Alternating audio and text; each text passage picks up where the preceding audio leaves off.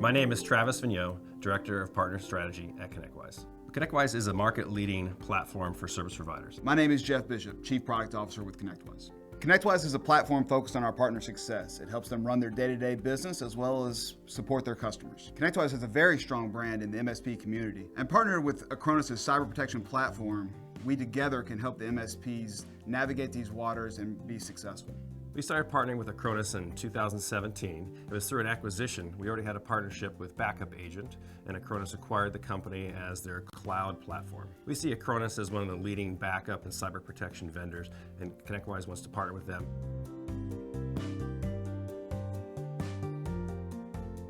It usually starts when an MSP contacts ConnectWise unhappy with their current backup provider. We in turn get them on a demo, do a trial, and within 30 days, about 80% of our partners have chosen Acronis. Our service providers tell us that they love the fact that it's easy to use, that they can monitor and back up a range of products from virtual servers to 365, as well as it's very efficient and easy to transact. By integrating these products together, we're providing synergies and efficiencies for the MSPs, where they can provide amazing customer service for their clients. There's integrations into Automate where you can install, uninstall, update, run scripts, run backup jobs, change backup jobs, and start a recovery inside Automate. And inside of Manage, you can go ahead and do the same things as well as get your billing matched up to your partner. So in the future, the Acronis product will have the ConnectWise control available to do the same things as Automate, such as install, run backup jobs, and monitor the application. Combining our two companies is a game changer. ConnectWise and Acronis partner together in lots of different ways, from attending each other's events to strategy sessions where we work together on what the needs are for our MSPs, and working together to move security as a service forward into the MSP community.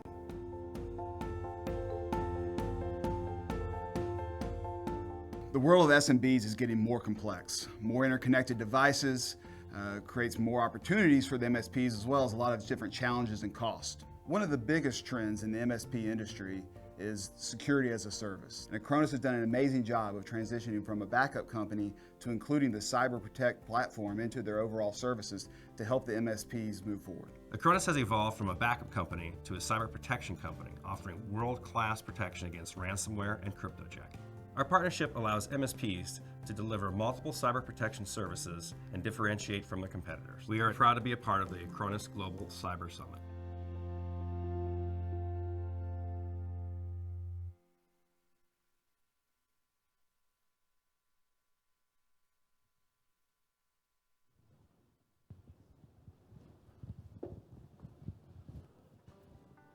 Oh, jumping the gun.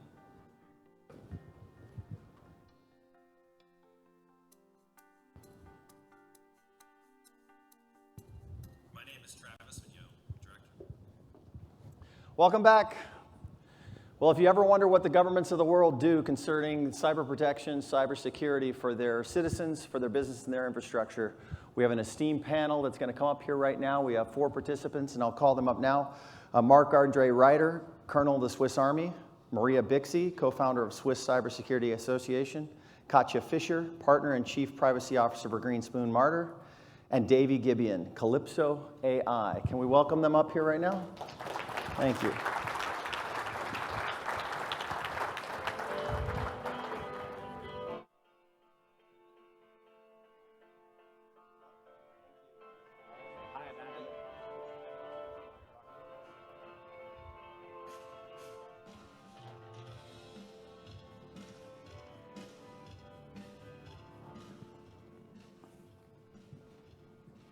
Good morning. Can everyone hear me? Fantastic. So my name is Katya Fisher. I am an attorney and chief privacy officer at the law firm of Greenspoon Martyr. We are here to discuss how governments around the world deal with cyber threats. Cyber threats today are one of the biggest issues that governments are facing. Cyber threats can debilitate phone and computer systems. They can result in the theft of national secrets. They can take over a lot of sensitive data. Governments have taken different approaches in terms of how they deal with these threats, both internally and also with respect to regulation for their citizens, as well as on the international stage. Today we have a wonderful panel, and I will let each of my esteemed panelists introduce themselves and give a little bit of background on their work. Thank you, Katya. My name is Marc-Andre Ryter. As you will notice, my mother tongue is French. It's very nice to be here with you today. I have a background in the Swiss Ministry of Defense for more than 20 years, and currently I'm within the staff of the armored forces. I have a background in political science and security studies, and cybersecurity is part of that. I had different publications on these issues. And at the moment, I'm analyzing the impact of new technologies on armored forces.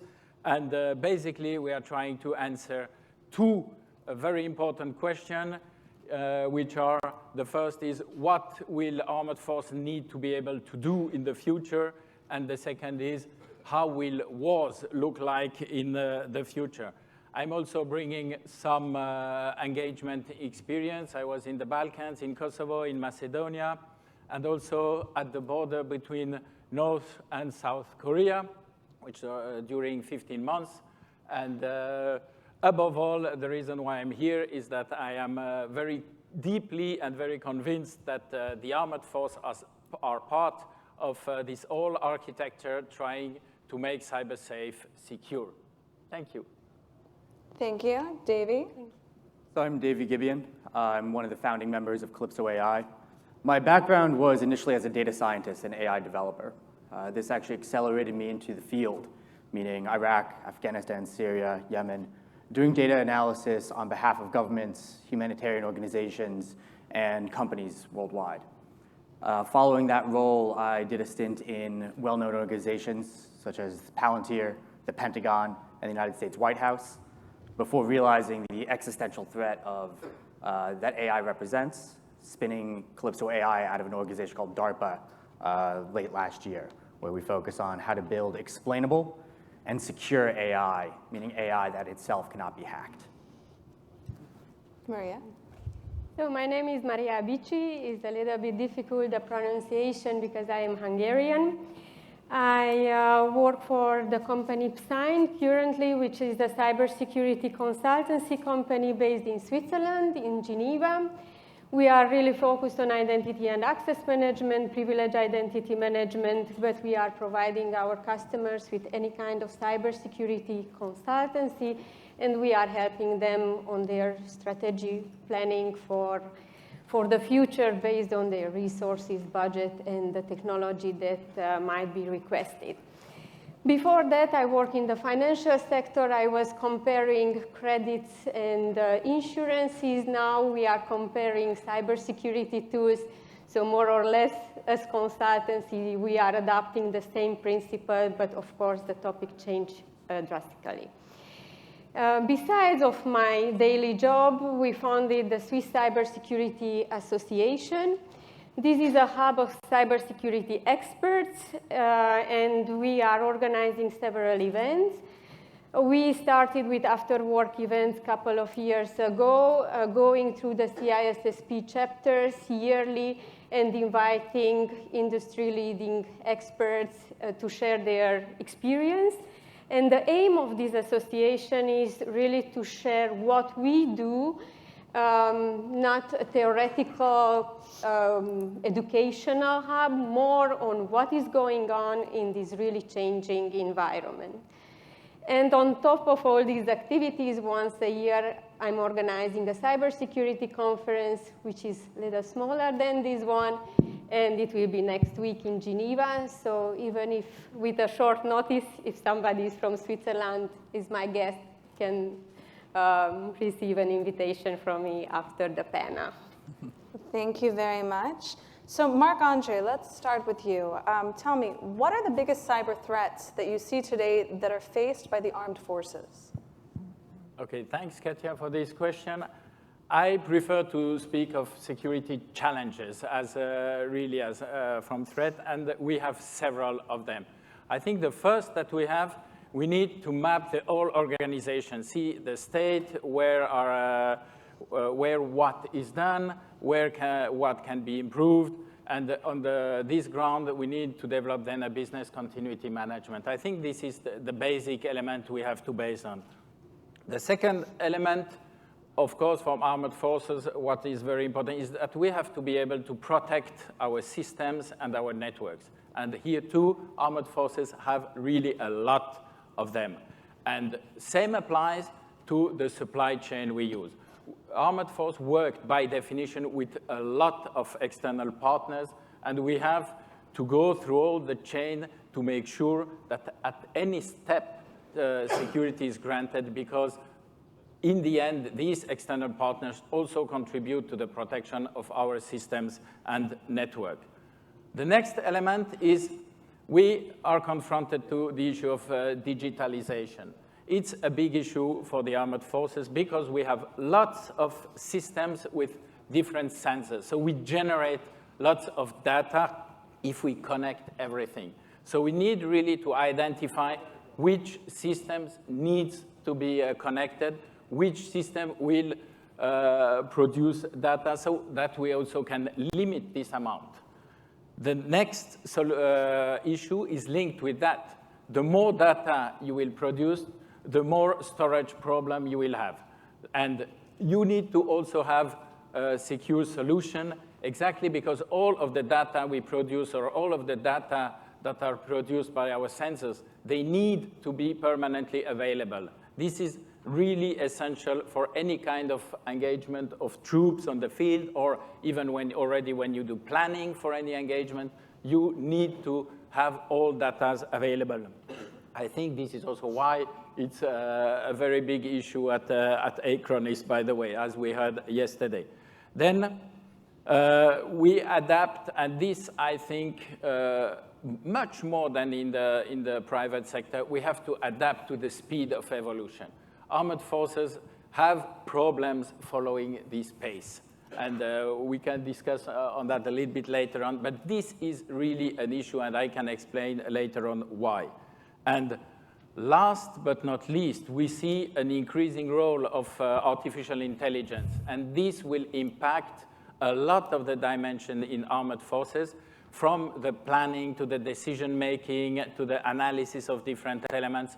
So we need also to know how much can we trust the results produced by artificial intelligence, and how much human control we still need at the different stages of the process, and how we can, if it is needed, correct what's produced by artificial intelligence. So I think with that, you see that the armored forces are confronted to very important, very deep challenges, and they are really part of the issue of cybersecurity. Thank you. So thank you very much for that response. Something that I wanted to tell the audience is that if you have questions, please use the app to ask them, and I'll check my phone at the end and see if there are any interesting ones that I want to ask the panelists. So Marc-Andre, something that strikes me as very interesting is that when we talk about the challenges that the armed forces are facing, these challenges sound very similar to the challenges that are faced by the private sector. There doesn't seem to be that much of a difference. I mean, there are still the same challenges.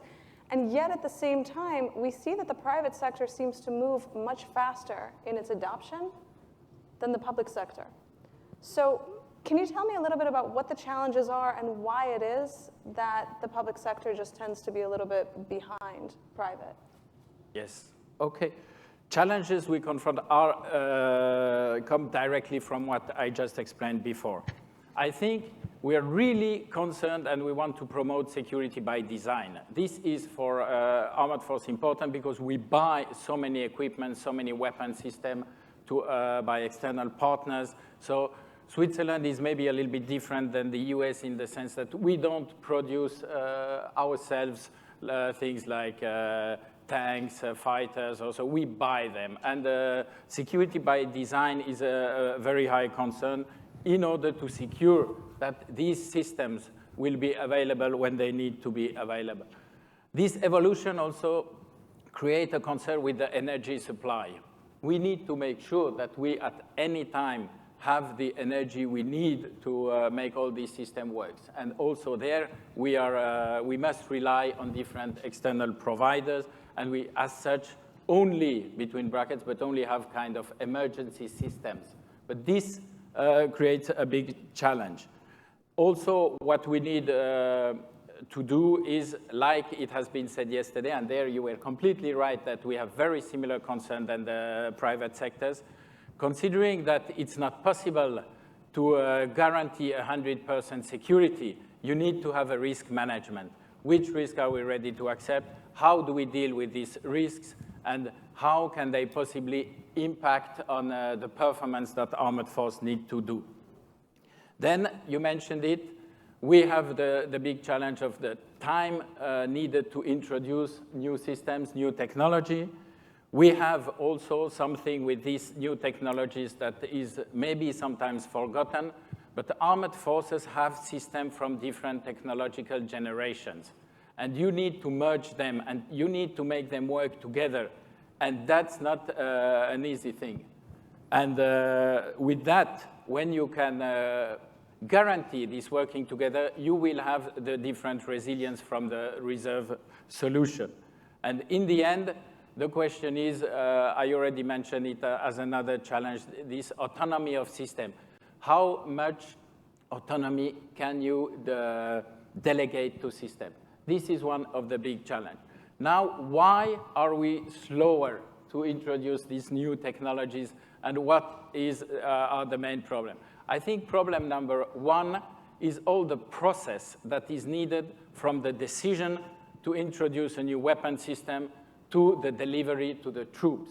So it's a very long system which starts by the political decision, then goes sometimes to voting when you need to attribute credits for this, and then you have the testing phase that is needed to see if the material you envisage to buy really fulfills the expectations and the needs.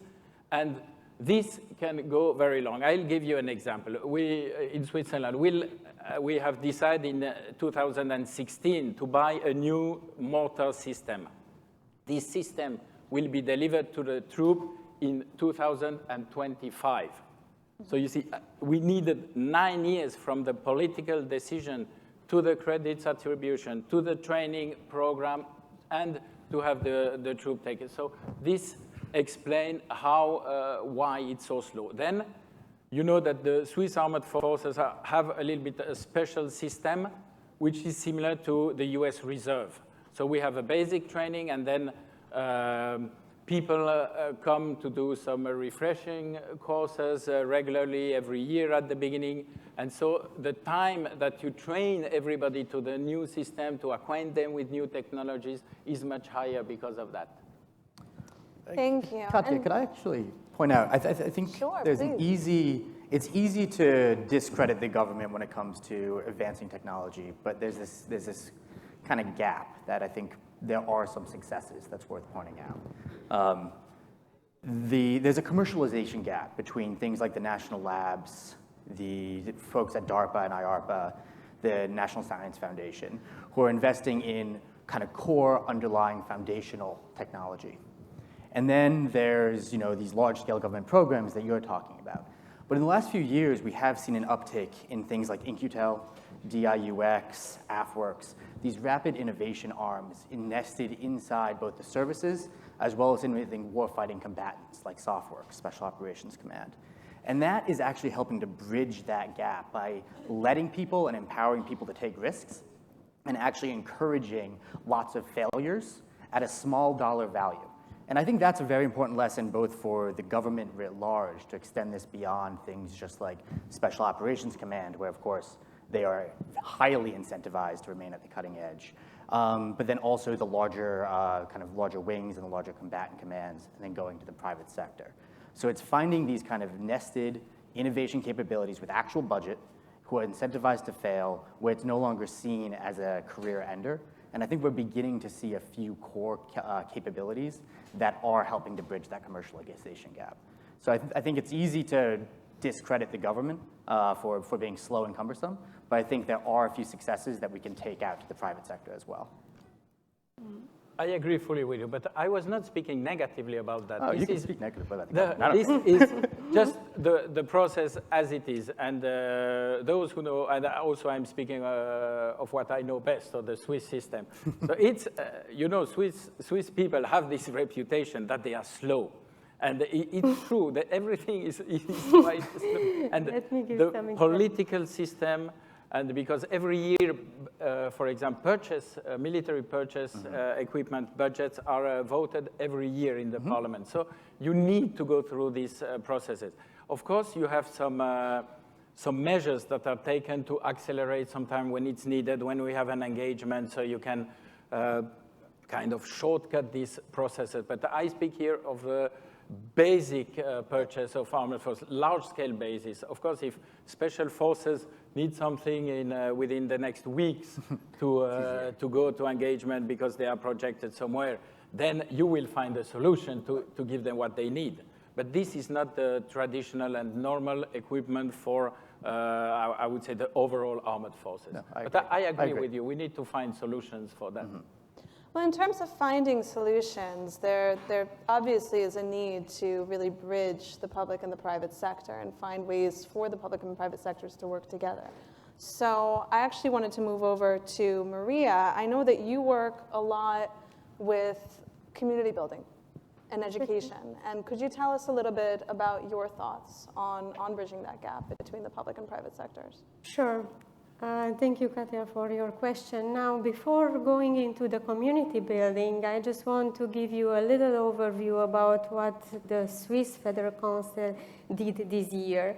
I think that they put really a milestone on the 15th of May this year on the cybersecurity risk prevention and mitigation, and they elaborated an implementation plan for 2018 and 2020. Now about the slowness, we can say in 2019 was voted something that's supposed to start already in 2018, but we are fine with it.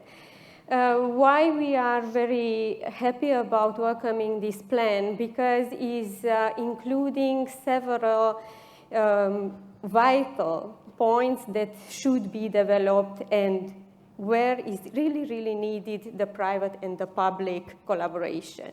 And here the first, what I noted is the minimum standards in IT security. This means that a company has to fulfill a list of minimum criteria to be functional. And for this reason, the state elaborated a so-called cybersecurity quick check that you go online and you reply for a couple of questions, and immediately you will see the healthiness of your company in terms of cybersecurity. Now, from the business perspective, if I'm sitting down with a small, medium-sized company, this tool is extremely useful. You go through this questionnaire with your client, and you can understand already if they are good or not, and based on the outcome, you can plan ahead. But not only these, of course, for bigger companies, multinational, this kind of questionnaire is too much basic, so there need really assessment, need real gap analysis, but it's a good starting point for the smaller companies. Afterwards, what is very important that the state makes possible and created a pool of experts which can communicate together. So universities, the business world, the government itself, and a lot of research institutions put all the energies together, and they have one single contact point, they have one single institution that can facilitate this cyber awareness, and they can really grow and mitigate the cyber risk. Nevertheless, we have also a cyber defense institution that is more in collaboration with the police and the justice.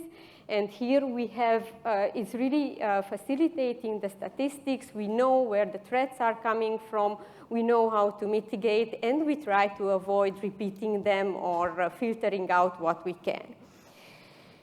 Okay, now from the community building, because here we want to arrive, I say that being part of these governmental initiations and working all together, this is the way how can we do. So as Mr. Ryter said, it's not the question if we have to work together, is how much can we push together and how much can we really enforce our powers and go forward. Related to our community, and I just visited a couple of weeks ago the Department of Economic Development. The state, the Geneva state, is elaborating right now a map of cybersecurity companies because the goal in Switzerland is to get as much good investors they can and good companies, and the economic growth is facilitated. And it's a very, very good point that the state put one of the first points, bullet points, as attracting value, the existence of cybersecurity companies, the existence of cybersecurity association, and they put it on a map. So if you go on the application, you can see exactly where these companies are, where these communities are, and you easily get in touch with them and make your company more secure. And my last thoughts on it is about the conference. I really appreciate that you included the government section in this Acronis conference. We do the same.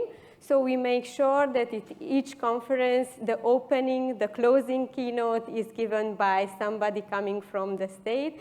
And now it will be the second time that Mr. Ryter is drawing the conclusion at our conference as well. Thank you very much for that. So I want to switch a little bit, Maria, to data protection and data privacy and data rights. So this is something that I deal with quite a bit in my practice, and I know you deal with it quite a bit as well. Yeah. I want to talk to you a little bit about the GDPR. And now that we're over a year in, what have your experiences been? Do you see that this has been something that's been beneficial? Has it been problematic? What are your thoughts on it? First of all, Switzerland is not part of the European Union, and this totally changed the landscape. So for this reason, also the adoption of the law and our reaction to the law, it was a little bit different than in Europe. If I watch from outside, of course, in Europe, there were a lot of measurements, a lot of action, a big boom 1.5 years ago, and is still continuing and ongoing. If we see the numbers, so 350 million euros in bills until May 2019, this shows that authorities moved, but on the other side, I have good inputs that companies moved also to get the compliance. Now, regarding Switzerland, I can say that small and medium-sized companies are a little bit slow, so there is still a huge potential for all of us to work on it. But because Geneva, especially, is hosting 130 multinational companies, I can say that in this city, yes, we really work a lot on the GDPR, and we work on the implementation processes. Nevertheless, the United Nations agencies, a lot of multinational agencies, more than 700 NGOs, multinational NGOs, headquartered in Geneva. So all these are dealing with UA data, and we had to make the compliance processes. Okay, so, and one interesting insight that I wanted to share with you, that we had an event 3 weeks ago where I invited DPOs from multinational companies like MSC Cruzier, Firmenich, some of the private banks in Geneva, and what I hear from these experts is, yes, companies did a lot of effort in the GDPR implementation, but the citizens, the customers, the employees are still not living with their rights.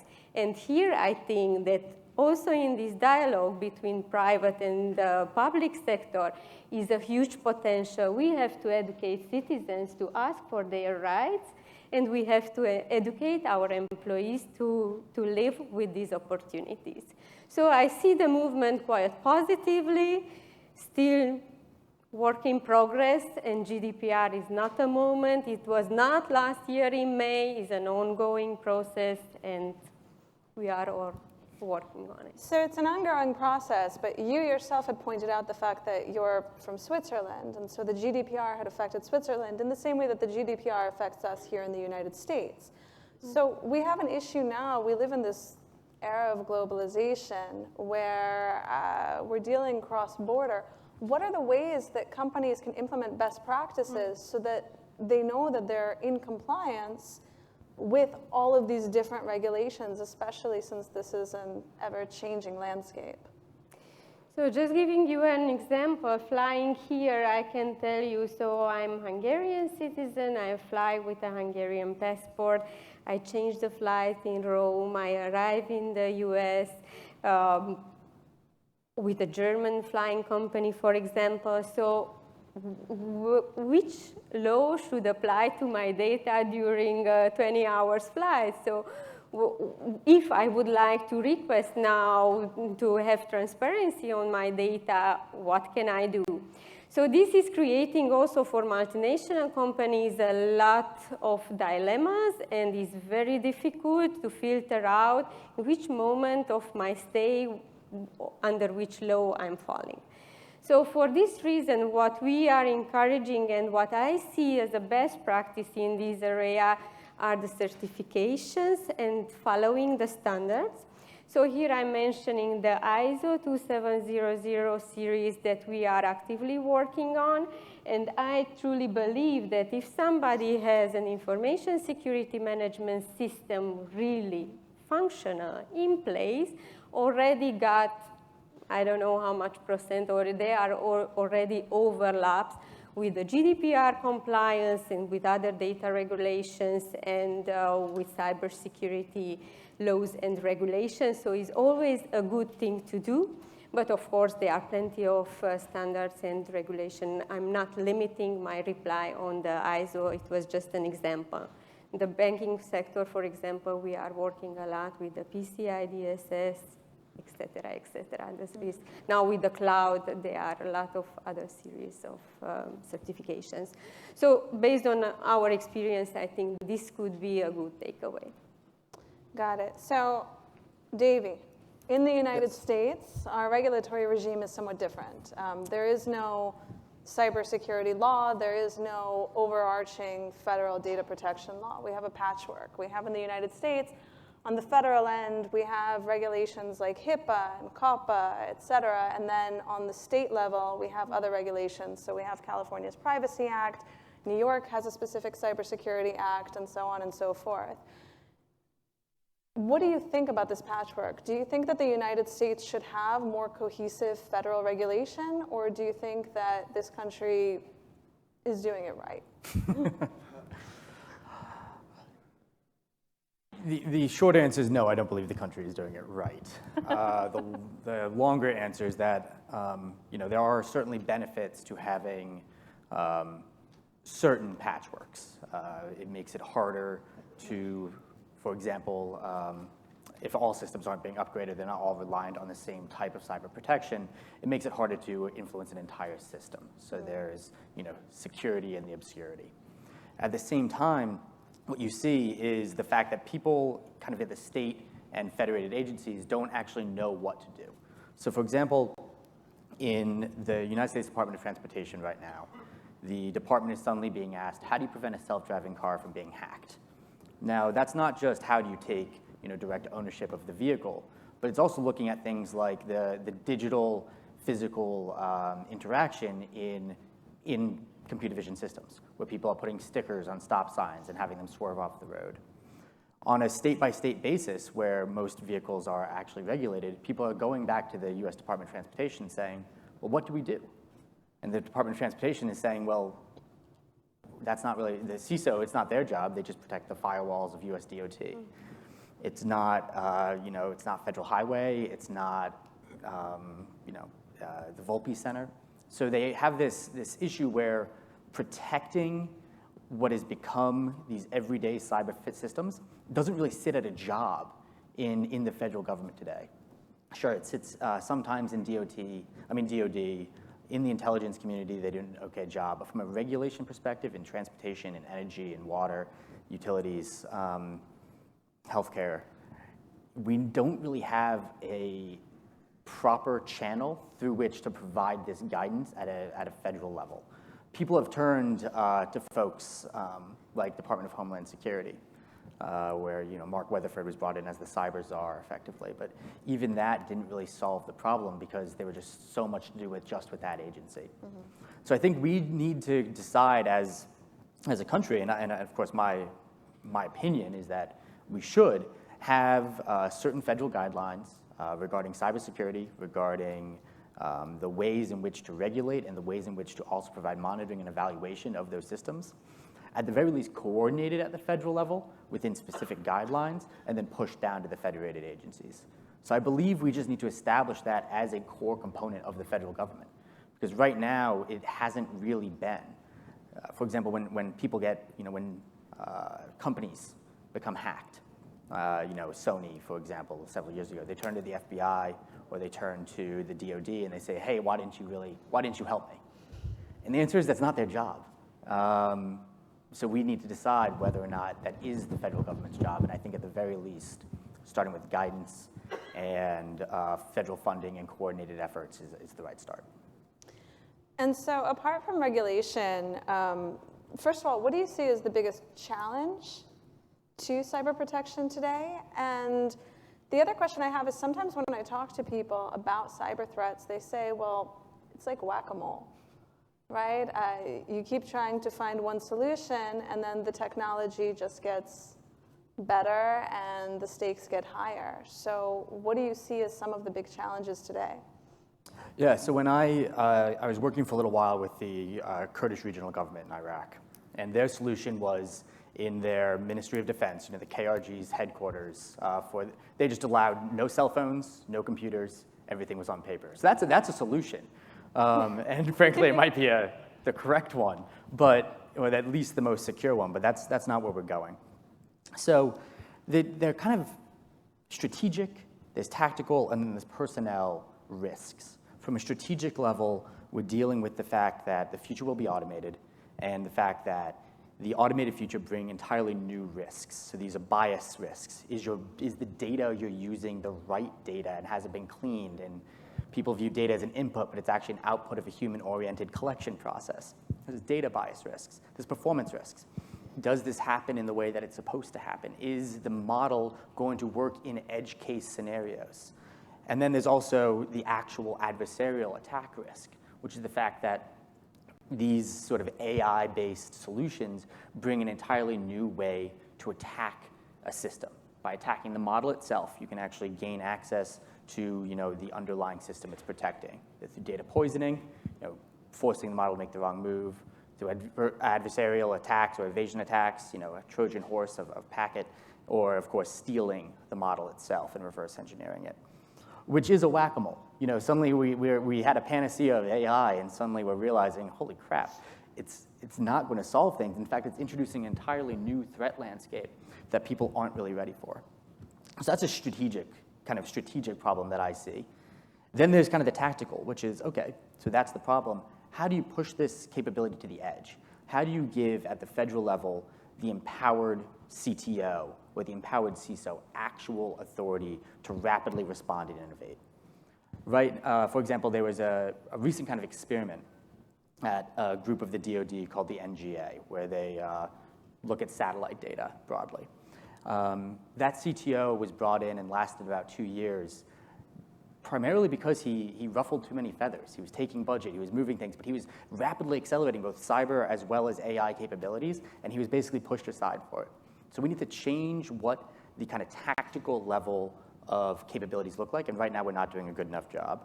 Then there's finally personnel risks. So when I don't know if you went through basic training or OTS, Officer Training School, but when I went through basic training, they didn't teach me how to use a command prompt. They didn't teach me how to use a computer. It was an M16 and how to clean plates. Mm-hmm. So I think we need to push from a defense capability level that to the edges. We need to inform the soldiers at the beginning, and we also need to make cyber capabilities part of core government ongoing operations at non-warfighting places as well, such as the Department of Transportation, such as National Institute of Health. And so I think there are large strategic questions, there are large tactical, And then the personnel question is really the overarching one, which is how do you push this to the edge, how do you empower the right people, and how do you ensure that we are attracting, retaining dedicated cyber staff in the right places. And unfortunately, it's somewhat of a whack-a-mole. If you allow me to make a comment on that, please. I think this is really a key issue. And I'd like to give you another example of something we have started in Switzerland last year, and which goes in the direction you mentioned. So I said already that our system forces that conscript go to a basic training like your reserve system and then make refreshers. So we have started in the armed forces to educate cybersecurity specialists. So these are guys that go to a basic training and they are volunteer to spend more than the normal basic training of a normal soldier. So they do until the rank of NCO. So it lasts about 20 months. And these guys do education in this field for non-stop for 20 months. At the end, they get a combined certification, civilian, military, and then as they are done with their basic training, they go back to the civilian society. They will work in companies, and so with this very unique experience, because they are also trained in things that are not so usual in the private sector, like computer network operations and so on. And then they work within their company, and every year they come back for their refreshing period in the armed forces and bring also their experience from civil life, from the private sector. So there is, with that type of things, a permanent exchange and a permanent, I would say, mutual benefits from this experience and education. And we plan now, as I said, it started last year, and we plan to train 20 of those cybersecurity experts every year. And so these are 20. It's maybe not a lot in your eyes, but it's a contribution for the Swiss market is a little bit smaller than the one you have here. So if we continuously over the year produce these 20 additional specialists, I think it's a very important contribution, mixing the dimensions you were Yeah, that sounds like a fantastic initiative. So thank you both.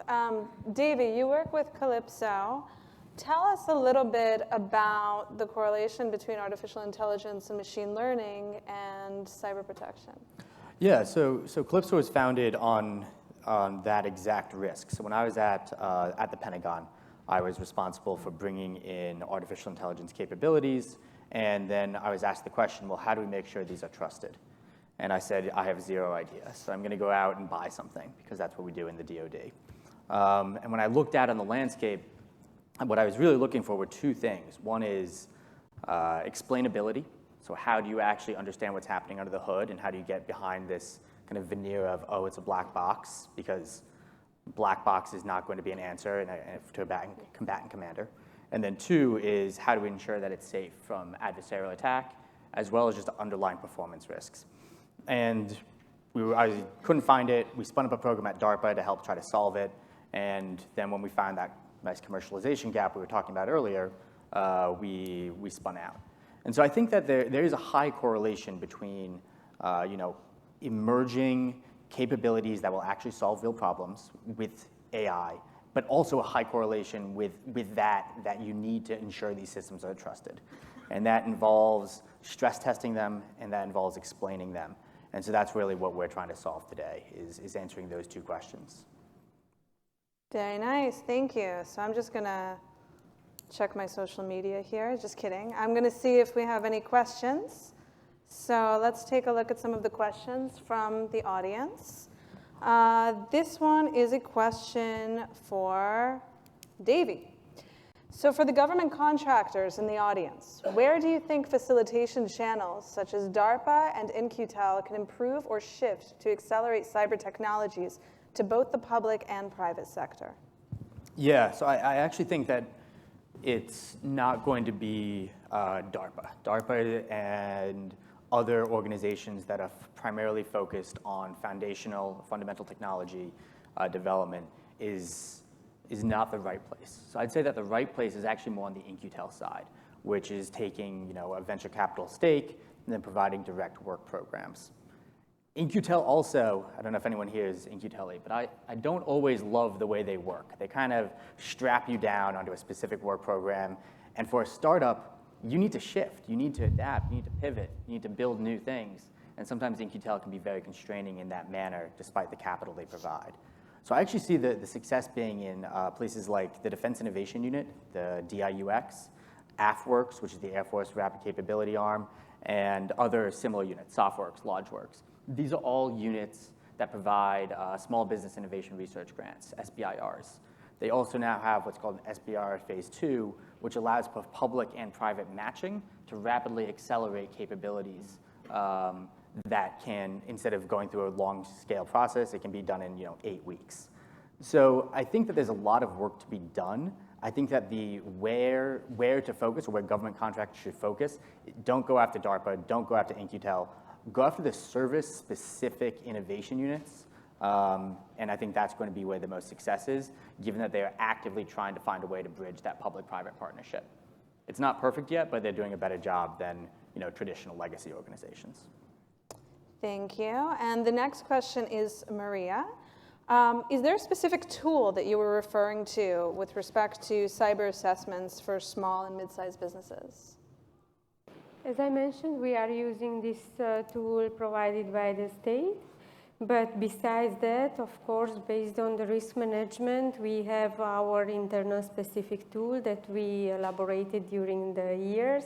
And we are going through several chapters, several aspects, and we are doing kind of risk analysis and gap analysis. Thank you. And the very last question is for Marc. You've spoken a lot about challenges and problems. Can you share your most recent big leap forward that will help the audience understand what a public sector success looks like? Yeah, quite a tricky question, but I'll try. The first thing was to realize what this evolution has as consequences for us. And we have to keep in mind the goal of the whole issue. And as you know, in most of the countries, the armed forces are the strategic reserve of the government. So when everything else has failed, so then we will call the armed force, and they have to solve everything, basically. Also, we have the same issue that banks which are attacked on the cyberspace, they will call the state to help them.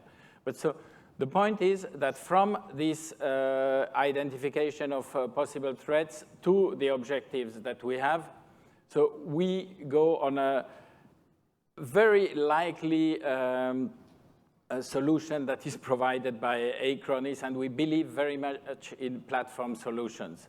So you need to add several measures, complementary measures, in order to reach your goal of, in the end, having engageable armored forces.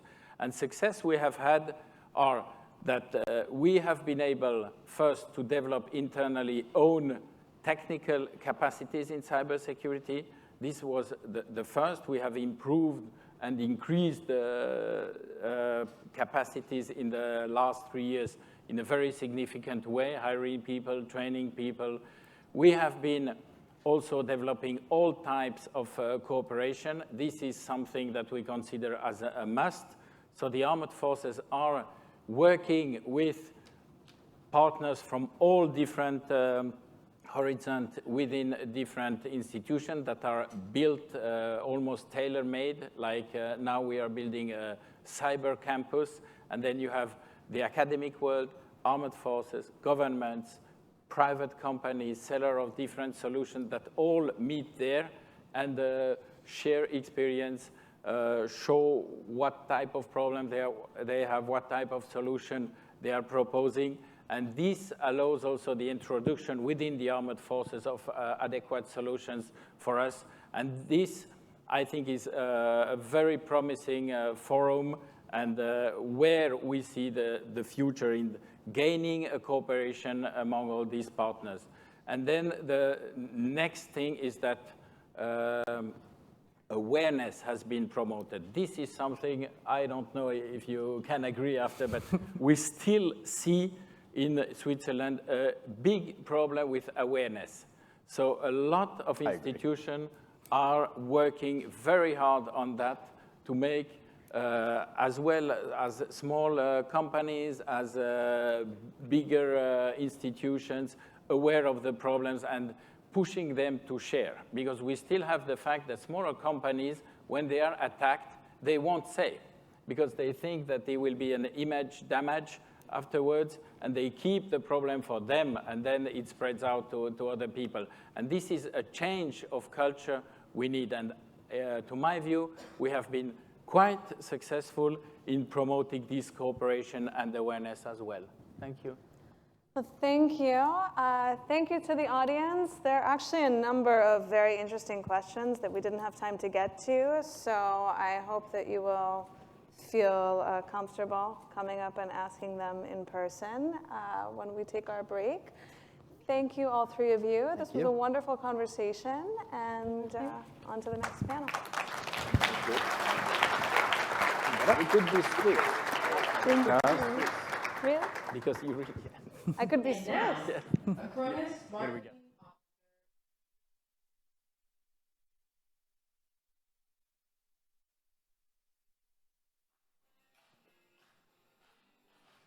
Thank you. Thanks. Okay. We're getting closer to the end of the second day keynotes, and I just wanted to do a short recap of what we heard so far. But before I do that, I want to say thank you to our sponsors once again, and especially to Ingram and Fusion, who became our diamond sponsors this year, who helped us a lot. And thank you to all other sponsors. It wouldn't be possible to do without you. And actually, nothing that we do at Acronis would be possible without our partners.